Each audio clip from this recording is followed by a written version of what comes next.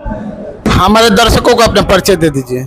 मैं देवानंद गौतम, जिला सचिव समाजवादी पार्टी बलिया।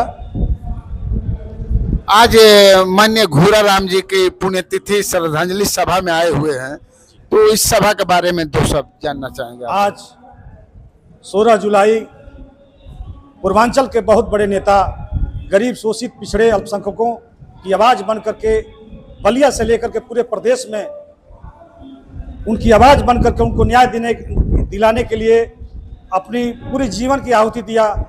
हम सबके मसीहा श्रद्धेय घूरा राम जी की 25वीं पुण्यतिथि पर हम लोग आज उपस्थित हैं और उनकी पुण्यतिथि मना रहे हैं। आपका राजनीतिक सफर बहुजन समाज पार्टी से शुरू हुआ था, आज आप समाजवादी पार्टी में हैं, तो आपका कारण क्या रहा कि पार्टी बदल दी आप?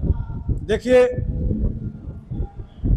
बहुजन समाज पार्टी में हम लोग मैं भी जिले स्तर का पदाधिकारी रहकर काम किया, मंत्री जी भी 3 बार एमएलए मंत्री भी रहे। लगातार पार्टी को मजबूत करने के लिए बीएसपी का झंडा मान्यवर साहब कांसी राम साहब ने स्वर्गीय घूरा राम जी को दिया था और दोनों भाई ने बलिया से लेकर के पूरे पूर्वांचल में मजबूत किया था। लेकिन विगत लोकसभा के चुनाव में लालगंज से लगातार 1 साल उन्होंने काम किया था और लालगंज से आदरणीय अखिलेश यादव जी समाजवादी पार्टी से और बीएसपी से गठबंधन था। उस दौरान लालगंज से माननीय मंत्री घूरा राम जी का टिकट कटा, वहीं से आहत हुए और बलिया नहीं पूर्वांचल के लोगों में मायूसी हुआ। हम जैसे लोग कई महीना रोते बिलखते रहे और मंत्री जी भी आहत होकर के पार्टी को छोड़ा और हम लोग 2019 में समाजवादी पार्टी कार्यालय राष्ट्रीय अध्यक्ष हम सबके महबूब पीडीए के महानायक आदरणीय अखिलेश यादव जी के नेतृत्व में 7000 बेलथरा रोड विधानसभा सहित जनपद से सहित जाकर के कार्यालय में पार्टी ज्वाइन किया और राष्ट्रीय अध्यक्ष जी ने अखिलेश यादव जी ने भी ये धन्यवाद दिया कि इतनी हुजूम प्रदेश कार्यालय में किसी नेता के साथ कार्यकर्ता नहीं आए थे। तो आज श्रद्धांजलि सभा में क्या संदेश देंगे जो मंत्री जी के चाहने वाले हैं, जो भी उनके हीरो हैं? जो भी देखिए, श्रद्धेय घूरा राम जी, श्रद्धेय सुभाष राम जी, हम सब दलित वर्ग से हम लोग जब छोटे थे तो इनकी संघर्षों को जब सुनते थे तो रोंगटे खड़े हो जाते थे। लगता था कि कब उनसे मुलाकात हो जाएगी, कब तमाम जुल्म अत्याचार के मामले पर उन्होंने संघर्ष किया है और गरीब शोषित समाज को, जिनकी आवाज़ को दबाने की यहाँ के लोगों ने कोशिश किया, उनको मुंहतोड़ जवाब देने का काम किया। और जब से 19 से समाजवादी पार्टी में हम लोग आए, मंत्री जी दुर्भाग्य रहा कि 1 साल भी नहीं बीता हम लोग के बीच से छोड़ कर चले गए। तब से लेकर उनके सुपुत्र, बड़े सुपुत्र डॉक्टर अनुराग गर्ग संतोष जी, प्रदेश सचिव समाजवादी पार्टी, 357 बेलथरा रोड से लगातार संघर्ष करते हैं और हमारा समाज सहित सौर समाज भी उनको बहुत काफ़ी प्यार दुलार देता है। और उनके मंत्री जी के छोटे सुपुत्र माननीय आदित्य गर्ग जी चिलकर से निर्विरोध बला प्रमुख हुए, श्रद्धेय सुभाष चंद्र राम जी के लड़के गांव के प्रधान हुए और बलिया जिला में सौर समाज, खासतौर से दलित समाज, हमेशा उनके परिवार को आगे बढ़ाने के लिए अग्रसर रहता है, आशीर्वाद देने के लिए तैयार रहता है।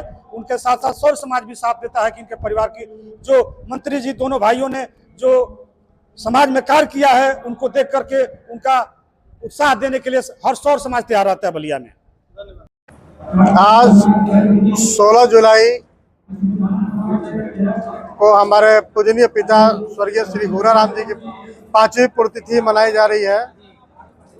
आज ही के दिन क्षेत्र से तमाम प्रदेश के कोने कोने से सम्मानित लोग आए हैं इस पुण्यतिथि में भाग लेने के लिए। क्या संदेश देंगे लोगों को? आज की पुण्यतिथि के अवसर पर मैं सबको मैं पहले तो तमाम आगंतुक जो आए हैं हमारे यहाँ सम्मानित नेता अतिथिगण, सभी को मैं इस खराब मौसम में भी सभी लोग श्रद्धांजलि देने आए हैं, सभी अतिथियों का मैं दिल के गहराई से हार्दिक बंधन अभिनंदन करता हूं, धन्यवाद देता हूं कि खराब मौसम के बावजूद भी श्रद्धांजलि अर्पित करने आए हैं। कितना राजनीतिक सफर में कितना सफर राजनीतिक तय किया है आप उनके कार्यकाल में, कितना सीख पाए हैं राजनीतिक सफर?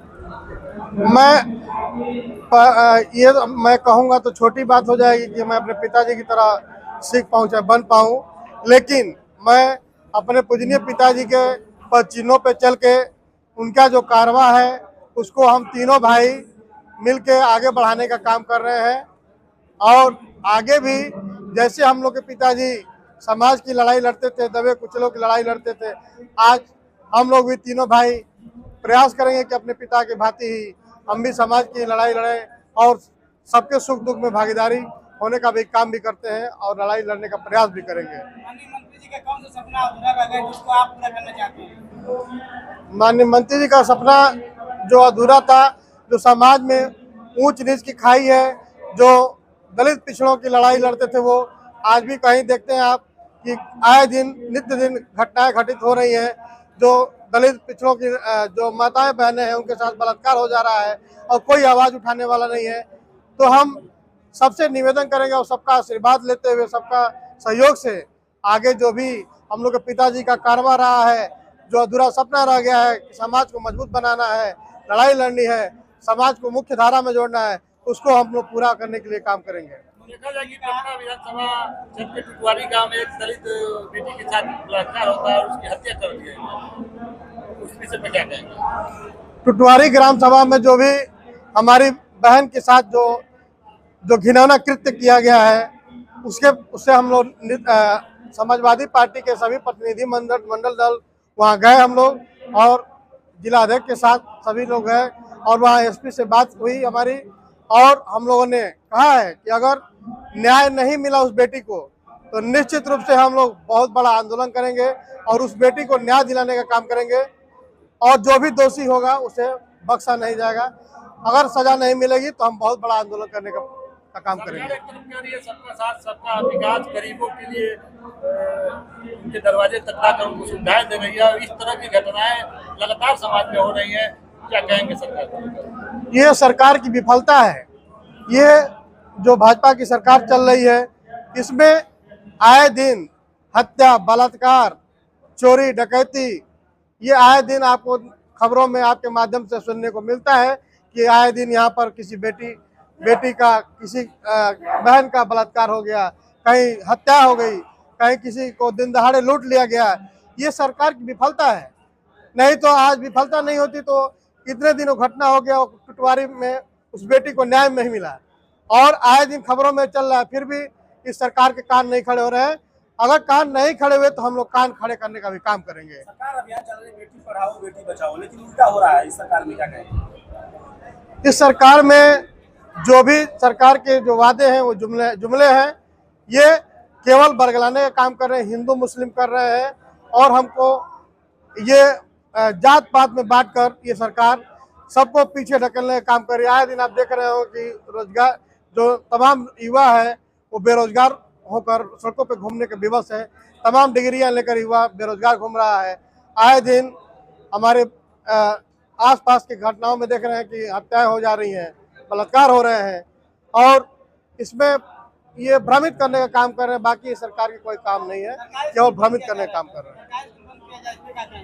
सरकारी विद्यालय बंद हो रहे हैं। विद्यालय जो बंद हो रहे हैं ये तो बहुत ही दुखद है। विद्यालय जो सरकार बंद कर रही है इससे हजारों की संख्या में जो छात्र छात्राएं हैं शिक्षा से वंचित हो जाएंगे। आप देख रहे हैं कि गांव से जिस गांव में विद्यालय अगर बंद होता है उस गांव से जो बच्चे हैं, जो छात्र छात्राएं हैं, अगर उनको शिक्षा लेना होगा तो आस बगल में जो 10 किलोमीटर 20 किलोमीटर दूर विद्यालय बने वहां वो जाने को मजबूर होंगे और शायद वो जा भी ना पाए। इससे तमाम मतलब कि बहुत ही शिक्षा छात्र छात्राएं वंचित हो जाएंगे। हम सरकार से दरखास्त करना चाहते हैं कि ये ऐसा कदम उठाने से पहले इसके ऊपर गहन विचार करना चाहिए, इसकी प्रॉपर प्लानिंग होनी चाहिए, मर्ज विद्यालय नहीं होने चाहिए। 2027 में कितना परिवर्तन होगा? 2027 में आप देख रहे हैं कि पूरी जनता ने मन बना लिया है। निश्चित रूप से बड़ा परिवर्तन होगा। आप लोग के माध्यम से देखने को मिलेगा कि ये जो सरकार जुमलेबाजी कर रही है, जो भ्रमित कर रही है, जो जात पात में बांट के लोगों को भ्रमित कर रहे हैं, ये इनका काम नहीं आएगा। ये जुमले काम 5 किलो राशन पे और ये जो हमें रोजी रोजगार पे भ्रमित कर रहे हैं, इनका कोई काम नहीं आने वाला है। निश्चित रूप में 27 में सरकार बदलेगी। माननीय अखिलेश यादव जी को मुख्यमंत्री बनाएंगे और बनाने का काम करेंगे और तभी जाके सम्मान मिलेगा, तभी युवाओं को रोजी रोजगार मिलेगा, तभी जाके तभी हमारा शिक्षित समाज होगा। दलित समाज को माननीय मंत्री जी का कमी खल रही है, इस पे क्या कहेंगे? माननीय मंत्री जी की कमी को कोई पूरा तो नहीं कर सकता है, लेकिन निश्चित रूप से ये जो जितनी जनता जनार्दन है सबका आशीर्वाद है, वो सभी लोग मंत्री जी हैं, वो सभी लोग उनके कार्रवाई को मिलके आगे बढ़ाएंगे और जहां कोई अत्याचार होगा उसके खिलाफ लड़ने का काम करेंगे। जनता को कैसे समझनी पड़ेगी, क्या कहेंगे आज के लिए? सबसे पहले हम लोग माननीय भूरा राम जी के श्रद्धांजलि में हर पार्टी हर दल के लोगों ने उन्हें चरणों में फूल चढ़ाने के लिए आए हैं और माननीय भूरा राम जी के विजय में मंत्री जी एक नायक प्रिय इंसान थे और बहुत अच्छे गार्जियन स्वरूप भी थे हम लोग के, और वो नायक गरीबों के लिए हमेशा आवाज़ उठाते थे और पिछड़ों के लिए भी उन्होंने आवाज़ उठाया हमेशा ही, और एक बहुत एक अच्छे इंसान एक अच्छे छवि के वो हमारे माननीय भूरा राम जी थे। देखा जाए तो अब काफी विवादों के घेरे में गिरे रहते हैं, आपको भी धमकियां मिलना चालू हो गई सोशल मीडिया पर, क्या कहेंगे? वो तो सभी लोग देख रहे हैं कि एक नगर पालिका अध्यक्ष को कैसी कैसी धमकी मिल रहा है, लेकिन उन धमकियों में से यही मैं जान रहा हूँ कि इस देश के प्रधानमंत्री चाहे मुख्यमंत्री जो भी लोग बैठे हैं, न्याय मुझे इंसाफ मिलेगा, और ये हमारे साथ जनता हर वर्ग के हर पार्टी का मेरे साथ आशीर्वाद और स्नेह है। और रही बात सीधी सी बात, और रही बात किसी को धमकी देने मारने की बात, तो ऊपर बैठा है वो सब कुछ देख रहे हैं, वही सब कुछ करेंगे। रसड़ा में दो कमेटी का गठन हो रहा है मेला को लेकर, और आप नगर पालिका अध्यक्ष हैं, किसके संपर्क में रहेंगे, कैसे मेला को कराएंगे सर? मेला ये सबका है, हर धर्म का है, मैं किसी पार्टी का मैं हिस्सा नहीं हूँ। मेरे को मेरा नगर पालिका अध्यक्ष हूँ हम, और मेरा दायित्व बनता है कि नगर पालिका से जितने एक ऐतिहासिक मेला पूर्वों से लगता चला आ रहा है, जितना बेहतर मुझसे वहाँ हो सकेगा सुविधा मुझे देना है, क्योंकि हर नगर के माता और बहनें आती हैं और वहाँ पे आप सभी लोग जानते हैं कि छोटे काशी के नाम से जाना जाता है। उसमें जितनी बेहतर करना होगा मुझे एक नगर पालिका अध्यक्ष के हैसियत से अधिकार से मैं सारे काम में करूँगा।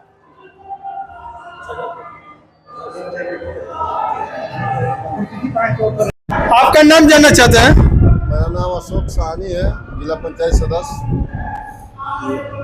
और आज उत्तर प्रदेश के पूर्व मंत्री स्वर्गीय भूरा राम जी की 5वीं पुण्यतिथि है, और इस पुण्यतिथि में आप भाग लिए हैं, तो क्या संदेश देंगे?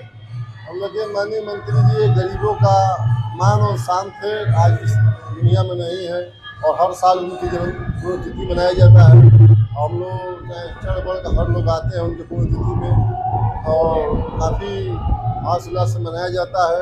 आज हम लोग के बीच में नहीं है, काफ़ी हम लोग का बड़ी कष्ट का दिन है, लेकिन अब उनके हम लोग नाम ही पुण्यतिथि मनाकर उनकी आत्मा को शांति हम लोग। और क्षेत्र में चर्चा रहता है कि आप मंत्री जी के बहुत खास रहे हैं, साथ दिन रात साथ आप उनके मंत्री जी के कार्य करते थे, चलते थे, तो मंत्री जी के जाने के बाद कैसा रहा आपका दिन कटा? किया मंत्री जी के जाने में हम लोग को बड़ी कष्ट हुआ, उसके बाद भी हम लोग आज भी परिवार से जुड़े लोग हैं, कोई दिक्कत नहीं है, किसी दल पार्टी में आइन करते हैं, लेकिन हम लोग पारिवारिक संबंध है इस परिवार से।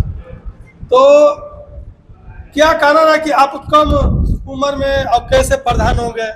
भाई मंत्री जी हम लोग जब थे बहुत सहयोग किया हमारे, और हम लोग उस चीज़ को कभी भूल नहीं सकते हैं। और हम लोग प्रधान बने तो बहुत उनका उसमें रोल था, योगदान था, जो हम लोग आज भी उस चीज़ को याद रखते हैं।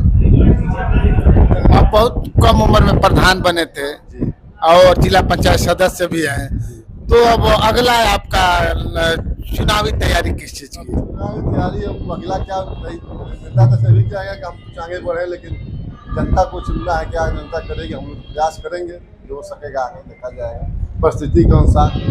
जी धन्यवाद।